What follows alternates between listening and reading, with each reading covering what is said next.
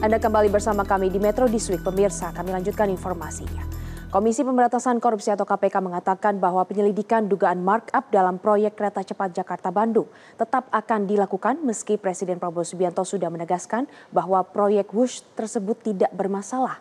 Sementara itu pernyataan Prabowo Subianto untuk menggunakan uang hasil sitaan korupsi guna membayar utang WUS dan permintaannya agar proyek kereta cepat bisa dilanjutkan ke Surabaya dan Banyuwangi, Jawa Timur mendapatkan kritik dari sejumlah pihak.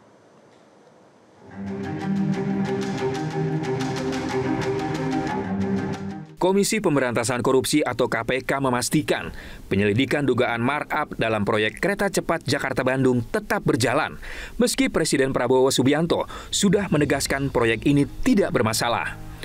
Menurut Wakil Ketua KPK, Johannes Tanak, tak ada larangan bagi KPK untuk melakukan penyelidikan suatu perkara. Fungsi penyelidikan menurut Tanak dilakukan untuk mengetahui ada tidaknya suatu perbuatan tindak pidana korupsi. Oleh karenanya, KPK akan tetap mengusut dugaan markup proyek kereta cepat Jakarta-Bandung, meski Presiden Prabowo menyatakan tak ada persoalan dalam proyek WUS. Tanak menyebut hasil penyelidikan perkara WUS bakal menjadi kepastian hukum bagi KPK untuk menentukan perkara tersebut apakah kasus naik penyidikan atau dianggap selesai. Sebelumnya, di tengah polemik masalah pembayaran utang proyek kereta cepat Jakarta-Bandung atau WUS, Presiden Prabowo mengatakan bertanggung jawab atas beban kewajiban yang muncul dari proyek kerjasama dengan China di era pemerintahan Jokowi itu. Prabowo menyatakan siap membayar 1,2 triliun rupiah setiap tahun kepada China demi keberlangsungan WUS. Prabowo mengatakan keuangan negara masih bisa menanggung biaya proyek WUS. Utang WUS menurut Presiden bisa dibayar menggunakan uang hasil sitaan korupsi yang nilainya puluhan triliun rupiah. Tak hanya menjamin pembayaran utang, Prabowo juga meminta proyek kereta cepat berlanjut ke Surabaya hingga Banyuwangi, Jawa Timur. Ini simbol kerjasama kita dengan Tiongkok. Jadi, sudahlah, saya sudah katakan, Presiden Republik Indonesia yang ambil alih tanggung jawab, jadi nggak usah ribut. Kita mampu dan kita kuat, duitnya ada, duit yang tadinya dikorupsi saya hemat, nggak saya kasih kesempatan.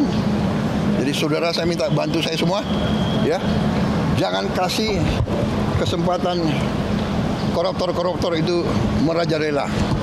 Uang nanti banyak untuk kita, untuk rakyat semua.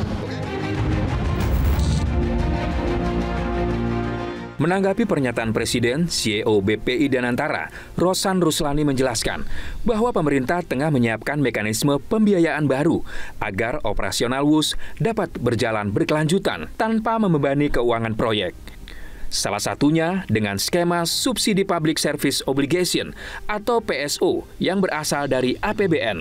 Ya, ini sudah kita matangkan lah ya, tapi tadi sampaikan ya adalah pemerintah masih hadir dan nanti kalau yang kan itu juga ada undang-undangnya juga memang untuk sarana untuk prasarana dan juga untuk pesta transportasi itu memang adalah tanggung jawab pemerintah ya. Tapi untuk sarananya dan juga operasionalnya ya itu bisa di BUMN atau dunia usaha. Sementara itu pernyataan Presiden Prabowo untuk menggunakan uang hasil sitaan korupsi guna membayar utang WUS menurut sejumlah pengamat dinilai bertentangan dengan pernyataan Menteri Keuangan Purbaya Yudi Sadewa yang menolak penggunaan APBN untuk membayar utang proyek kereta cepat tersebut. Nah, memang yang kita lihat nih ada sedikit anomali nih. Pertama, Pak Purbaya sebelumnya mengatakan tidak akan ada ya APBN untuk menyelesaikan kasus WUS. Tapi apa yang kita saksikan dalam pidato Pak Prabowo kemarin itu menegaskan bahwa akan mengambil sitaan hasil korupsi. Dan keep in mind ya, kalau kita bicara dulu, mendudukkan perkara ini dulu, apakah ini bagian dari APBN apa bukan? Maka saya katakan bahwa sitaan yang namanya hasil korupsi itu, ketika dia distorkan kepada negara, ya itu adalah bagian dari APBN. Itu bisa dalam kategori penerimaan negara bukan dari pajak. Tak hanya soal sumber dana untuk pembayaran utang WUS, pernyataan Prabowo yang meminta agar proyek kereta cepat berlanjut ke Surabaya dan Banyuwangi juga mendapat kritik dari pakar kebijakan publik Agus Pambagio.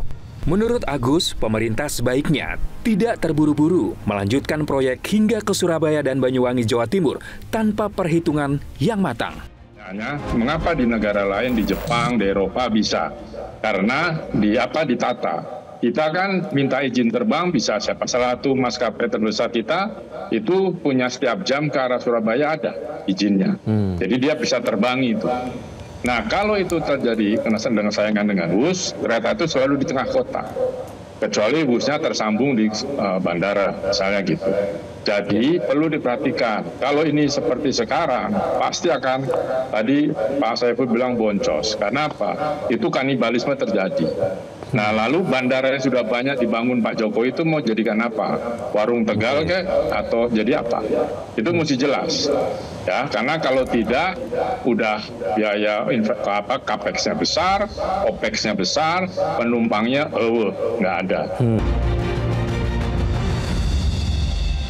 Jelajahi cara baru mendapatkan informasi. Download Metro TV Extend sekarang.